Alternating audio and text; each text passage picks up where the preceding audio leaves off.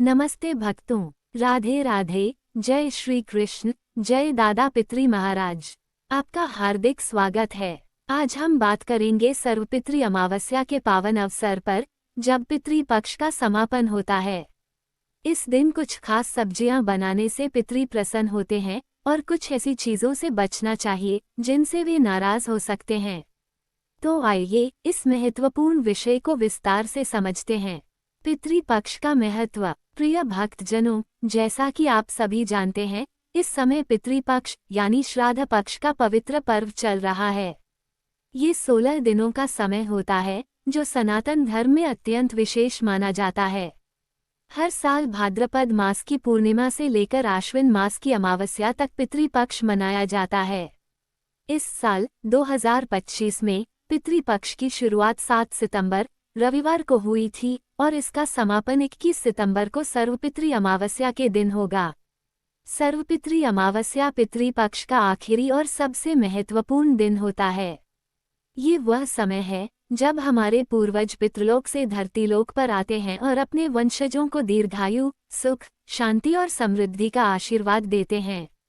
इस दौरान श्राद्ध, तर्पण और ब्राह्मण भोज कराने से पितरों की आत्मा को शांति और मोक्ष की प्राप्ति होती है। पितरों को प्रसन्न करने का महत्व। जो लोग पितृपक्ष में श्राद्ध, पिंडदान और तर्पण करते हैं, उन्हें पितरों की असीम कृपा प्राप्त होती है। इससे घर परिवार में दिन रात चौगुनी तरक्की होती है।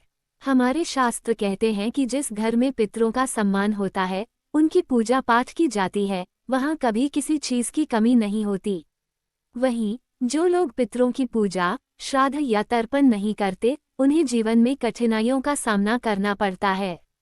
उनके कार्यों में असफलता मिलती है और उन्हें व उनकी आने वाली पीढ़ियों को पितृ दोष का सामना करना पड़ सकता है।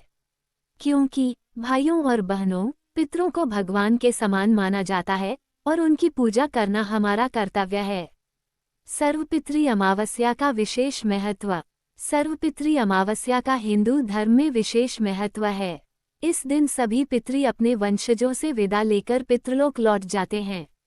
ये दिन उन पितरों के लिए भी खास है जिनकी मृत्यु तिथि अज्ञात है या जिनका समय पर श्राद्ध नहीं हो पाया। इसलिए इसे तारांकन, सभी पितरों की अमावस्या तारांकन कहा जाता है।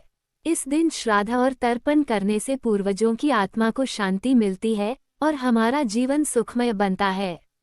2025 की सर्वपितृ अमावस्या और सूर्य ग्रहण। इस साल 2025 की सर्वपितृ अमावस्या और भी खास है क्योंकि इस दिन साल का दूसरा और अंतिम सूर्य ग्रहण भी पड़ रहा है। जी हाँ दोस्तों, ऐसा संयोग 100 साल बाद बन रहा है जब पितृपक्ष की शुरुआत 7 सितंबर को चंद्र ग्रहण और समापन 21 सितंबर को सूर्य ग्रहण हो रहा है। यह एक दुर्लभ खगोलीय घटना है। अब सवाल उठता है, सर्वपितृ अमावस्या के दिन श्राद्ध करना शुभ होगा या नहीं? चूंकि यह सूर्य ग्रहण भारत में दिखाई नहीं देगा, इसका सूतक काल भी मान्य नहीं होगा। इसलिए 21 सितंबर को आप बिना किसी रुकावट के श्राद्ध, तर्पण और अन्य धार्मिक कार्य कर सकते हैं।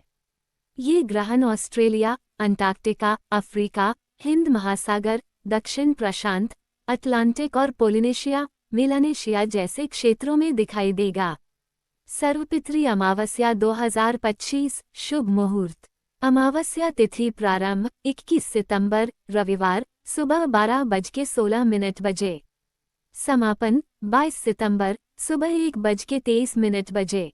श्राद्ध के शुभ मुहूर्त। कुतुक मुहूर्त सुबह 11:50 से दोपहर 12:38 तक 49 रोहिणी मुहूर्त दोपहर 12:38 से 1:27 तक 49 अपराह्न काल दोपहर 1:27 से 3:53 तक 2 घंटे 26 मिनट।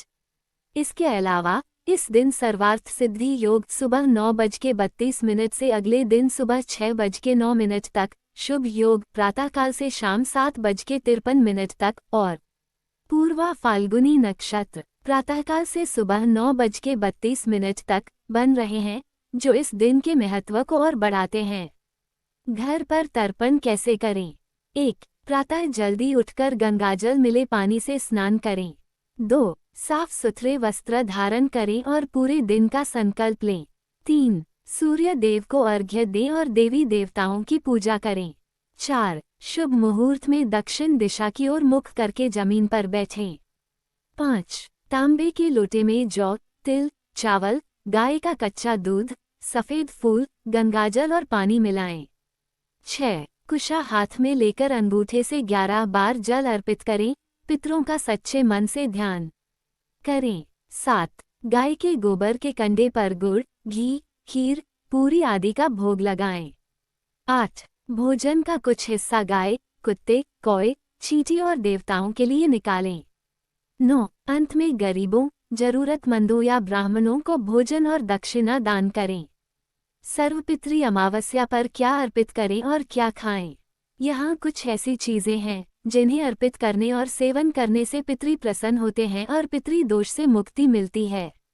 1. उड़द की दाल, इसे पितरों को भोग लगाएं, दान करें और सब्जी बनाकर प्रसाद के रूप में खाएं। ये तृप्ति और बल का प्रतीक है और शनि दोष से भी मुक्ति दिलाती है। 2. कद्दू, कद्दू की सब्जी बनाएं, पहले पितरों को अर्पित करें, फिर प्रसाद के रूप में खाएं। ये सात्विक सब्जी माता लक्ष्मी का प्रतीक है जो घर में समृद्धि लाती है। 3. चावल, सादा उबले चावल, खिचड़ी या दूध चावल बनाकर पितरों को अर्पित करें। ये शुद्धता और संतोष का प्रतीक है और दान करने से मां अन्नपूर्णा की कृपा मिलती है। 4. दूध और दही, गाय का शुद्ध दूध और दही अर्पित करें और प्रसाद के रूप में खाएं। ये सात्विकता और शीतलता का प्रतीक है जो पितरों को तृप्त करता है। 5. घी, गाय के शुद्ध घी का दीपक जलाएं और पूरी, हलवा, लड्डू आदि बनाकर भोग लगाएं। ये सात्विक आहार पितरों को तृप्त करता है और घर से दरिद्रता दूर करता है। 6. फल, केला, सेब, अमरूद, नारियल आदि अर्पित करें।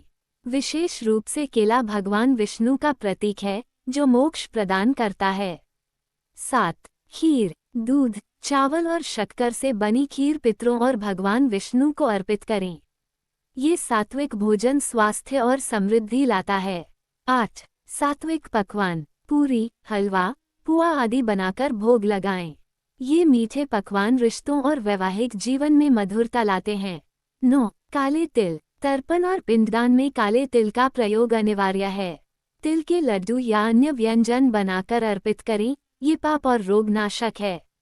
बैंगन, सर्वपितृ अमावस्या और पितृपक्ष में बैंगन का सेवन तामसिक माना जाता है। यह अशुभ सब्जी मानी जाती है क्योंकि यह नमी और अशुद्धियां सोख लेता है। इसका सेवन पितरों को नाराज कर सकता है। प्रिय भक्तों, सर्वपितृ अमावस्या पर इन चीज़ों को श्रद्धापूर्वक अर्पित करने और सेवन करने से नाराज पितृ प्रसन्न हो जाते हैं।